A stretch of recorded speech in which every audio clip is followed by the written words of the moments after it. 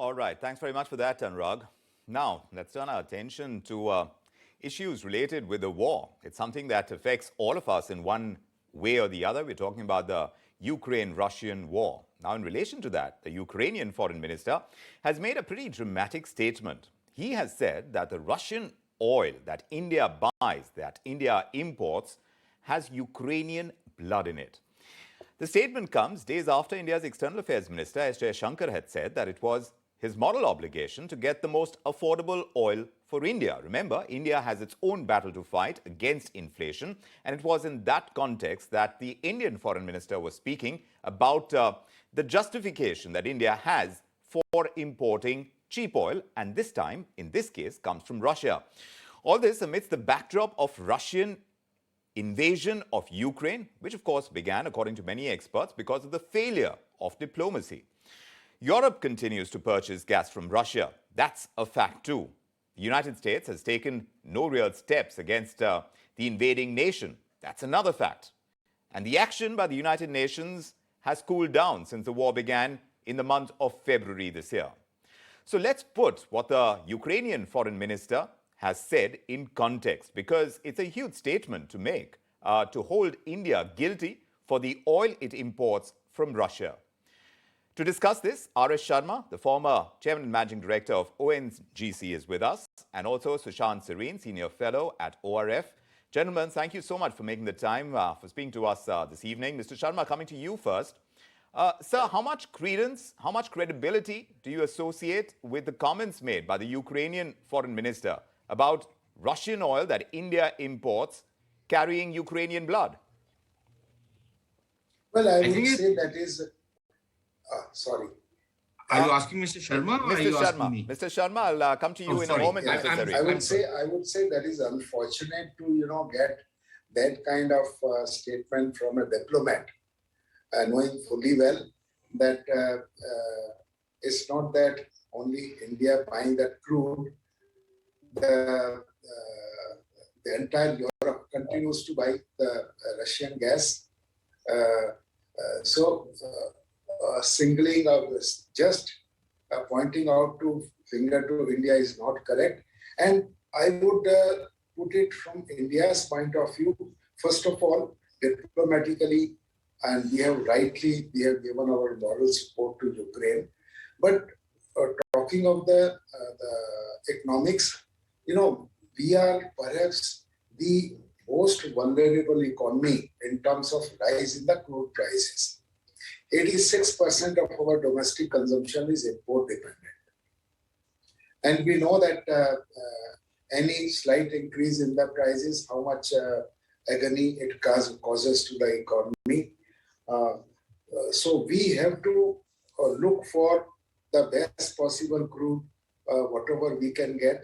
And it's not only that India buying this crude, there are other countries also buying it. And I was reading a story, international, I don't know where, that this Russian, the crude, and getting sold on the high seas is going to the Europe as well as to US also. Yes.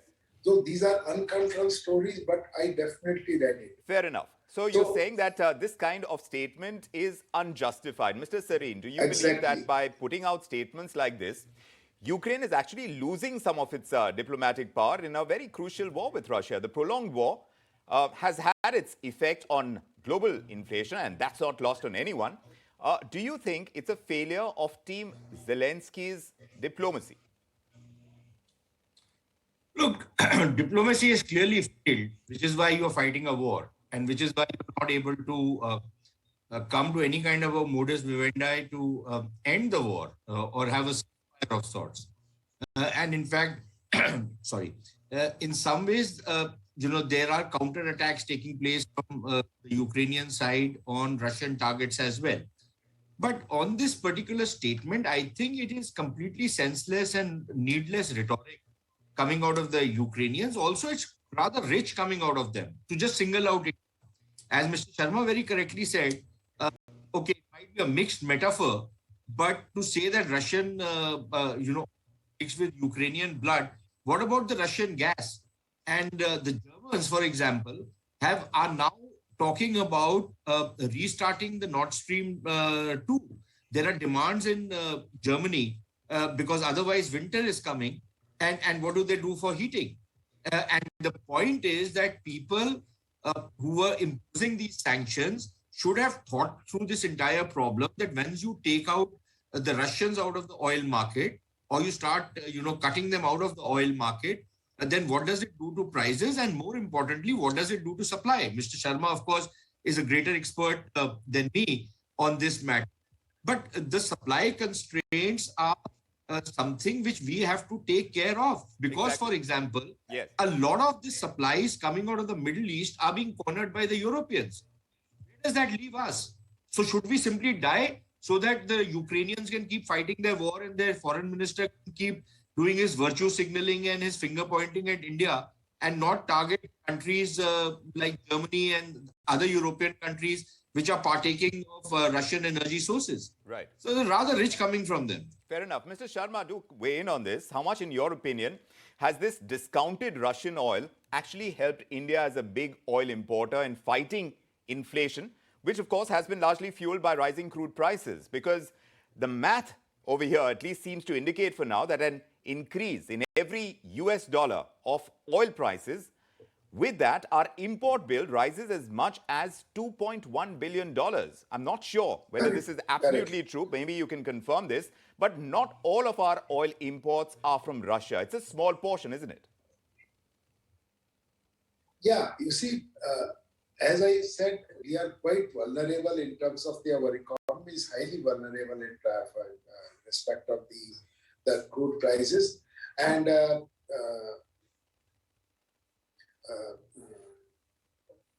no way we can, we have to look for all possible the sources to buy that the cheaper crude. And we have seen that impact it causes on the economy is quite severe. So I feel we are doing the the course. And as it is, the energy security is one issue. Not only India, the entire the globe is concerned about. We see that Germans are restarting their thermal power plants. In US, the coal consumption is increased. So because the energy is the prime mover for all economic activities or any activities, and in India, we are just about 1/3 of the global energy consumption. So for us, I feel the situation is quite grim. And when we are able to legitimately, we are able to buy the cheaper crude, why shouldn't we? Yes. And I feel our foreign minister has very correctly articulated. Yes. So I totally echo those views. Yes. So double standards have been pointed out. The fact that there is a lot of gas from Russia that is going to Europe, but in that case as well, a lot of military help or military support from Europe goes to Ukraine. Also, a lot of humanitarian aid goes from Europe to Ukraine. India doesn't do that. But Mr. Sareen, more on the strategic level, strategic ties are changing. If China and Russia hold sway in the Indo-Pacific region, where do you think that leaves the traditional Indo-Russian ties at a time that India's relations with China have become worse after Doklam and other skirmishes, and more recently about the Chinese ship docking in Sri Lanka? So is alignment with Russia on trade becoming counterproductive for India when Russia and China are coming closer as an anti-Western front? No, I think we need to de-hyphenate the relationship between India and Russia and India and China. Just one minor correction I'll make. Initially, when we started buying the Russian oil, the proportion was, just a fraction of our total oil imports. But I think over the last couple of months, it has become quite substantial. I believe it's crossed. I think we are importing more oil from the Russians today than we are from the Saudis. So yes, that has changed. But on the larger strategic dimension, look, I think we are, like I said, de-hyphenated. And at one level, we are very focused on the threat from China, the hostility coming from China. And we are aligning with our partners from the West as far as the China front is concerned. Again, it's our position that it's a bad idea and a strategic blunder to push Russia so completely into the Chinese embrace, because then, we are cutting our own nose to spite somebody else's face. And we need to desist from that. So we are keeping our channels of communication with the Russians open.